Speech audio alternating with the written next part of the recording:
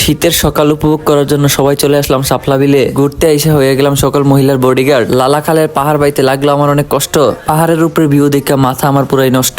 অনেক দিন থেকে আমাদের ফ্যামিলি নিয়ে কোনো ট্যুর দেওয়া হয় না, তাই আমাদের পরিবার এবং আমাদের নানু বাড়ির সবাই মিলে সিদ্ধান্ত নিলাম জৈন্তাপুরের বর্তমানে ভাইরাল প্লেস শাপলা বিল এবং লালাখালে ঘুরতে যাবো। তাই সকালবেলা আমরা সবাই রওনা দিয়ে দিলাম, 2 গাড়ি নিয়ে আমরা যাইতেছি আজকে শাপলা বিলের উদ্দেশ্যে। প্রথমে শাপলা বিল সকালবেলা সবচেয়ে সুন্দর লাগে, যত সকালে যাইবেন তত ভালো লাগে বেশি। এই জন্য আমরা আজকে ফজরের সাথে সাথে বাইরে হয়ে গেছি। আমরা যে সময় শাপলা বিল গিয়ে পৌঁছাইছি ওই সময় এখনো পর্যন্ত রোদ ওঠে নাই, যার কারণে একটু বেশি সুন্দর লাগতেছিল।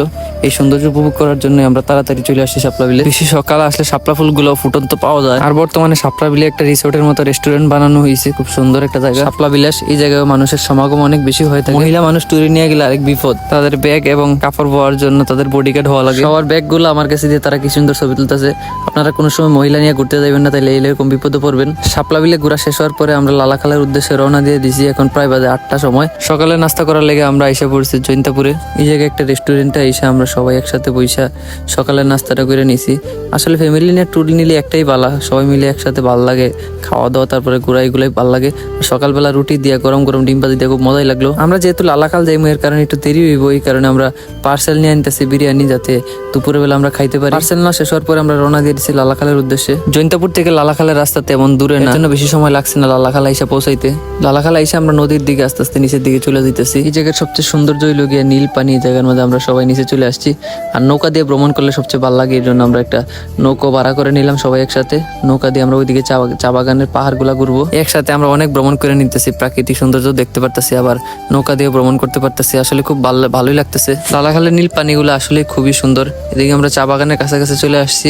চা বাগানের মাঝে আসলে এখন বর্তমানে তো শীতকাল, এই কারণে চা পাতাগুলো সবুজ না, পাতাগুলো মনে হয় সম্ভবত কাটে ফেলছে, পাতাগুলো পাইলাম। এই জায়গায় একটা পাহাড় আছে, আমরা পাহাড়ের উপরে চলে আসছি। অনেক কষ্ট হয়েছে পাহাড়ে উঠতে। পাহাড়ের উপরে আবার চা পাতা গাছগুলো মোটামুটি সবুজ আছে। বর্তমানে জৈন্তাপুরের মাঝে আরেকটা ভাইরাল প্লেস বার হয়েছে, পাহাড়ের মাঝখানে এগুলো ছবি তুলতে খুব সুন্দর লাগে।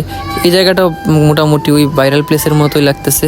আমরা সবাই এই জায়গায় গিয়ে মোটামুটি কয়েকটা ফটো সেশন করলাম আমরা মামাতো ভাই এবং সবাই মিলা। লালাখালে আবার আরেকটা আছে চা পাতা ফ্যাক্টরি, আমরা এদিকেও আসলাম চা পাতার ফ্যাক্টরির দিকে। আসলে চা পাতা গাছগুলো মাঝে খুবই সুন্দর লাগে, আর চা পাতার ভিতরে আসলে ছবি খুবই সুন্দর হয় সবুজ, তো এই কারণে চা পাতার ফ্যাক্টরি ঘোরার পরে আবার আমরা নৌকার দিকে চলে আসলাম এবং আমাদের আবার গাড়ির দিকে আস্তে আস্তে রওনা হয়ে গেছি। আমরা সবাই দুপুরের খাবার ওই পার্সেলগুলো খাওয়ার জন্য আমরা চলে আসছি শ্রীপুরে। আজকে ট্যুরে সবাই থাকলে আমার আব্বু আর আমার আঙ্কেল ছিল না।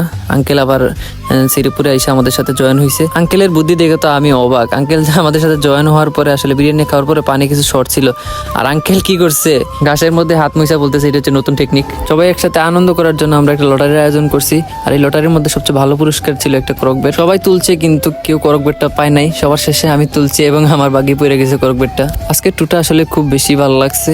তো আজকের ভিডিও এতটুকু পর্যন্তই। ভালো থাকবেন, সুস্থ থাকবেন, আর ভিডিওটা ভালো লাগলে অবশ্যই শেয়ার করে দিবেন। আসসালামু আলাইকুম।